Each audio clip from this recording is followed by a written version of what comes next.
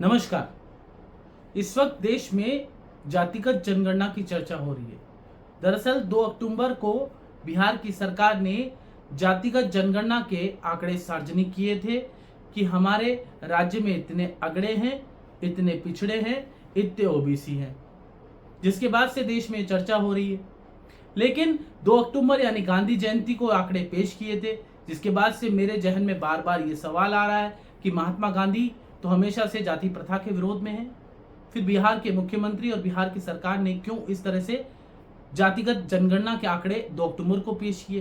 क्या बिहार के मुख्यमंत्री महात्मा गांधी के विचारों से सहमत नहीं है, या फिर बिहार के मुख्यमंत्री जातिगत जनगणना के आंकड़े पेश कर समाजों को बांटना चाहते हैं और अपनी सियासी रोटियां सेकना चाहते हैं?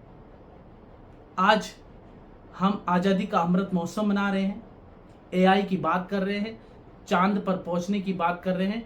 उस दौर के अंदर जाति के आधार पर क्या हमें बांटा जा रहा है? क्योंकि मुझे लगता है कि आज सबसे बड़ी जाति है जो गरीबी है। क्या हमारी सरकारें इस तरह का आंकड़ा पेश नहीं कर सकती? उच्च आय वर्ग, मध्यम आय वर्ग, निम्न आय मध्यम आय वर्ग, अति निम्न मध्यम आय वर्ग, क्योंकि देश में सबसे बड़ी समस्या गरीबी है। क्या गरीबी के आधार पर आंकड़े पेश नहीं हो सकते कि हमारे देश में, हमारे राज्य में इतने उच्च वर्ग के लोग हैं, इतने मध्यम वर्ग के लोग हैं, इतने निम्न वर्ग मध्यम वर्ग के लोग हैं, इतने अति निम्न मध्यम वर्ग के लोग हैं?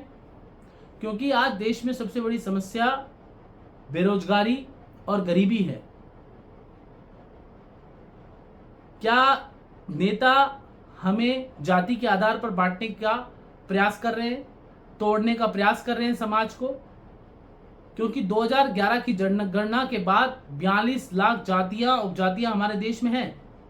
42 लाख हिस्सों में हमें ऑलरेडी बांटा जा चुका है। तो क्या हमें और बांटने की कोशिश की जा रही है? बंटवारे के वक्त भारत और पाकिस्तान के आधार पर हम पहले ही बढ़ चुके हैं। आखिर कब तक ये नेता सियासी रोटियां सेकने के लिए हमें बांटते रहेंगे?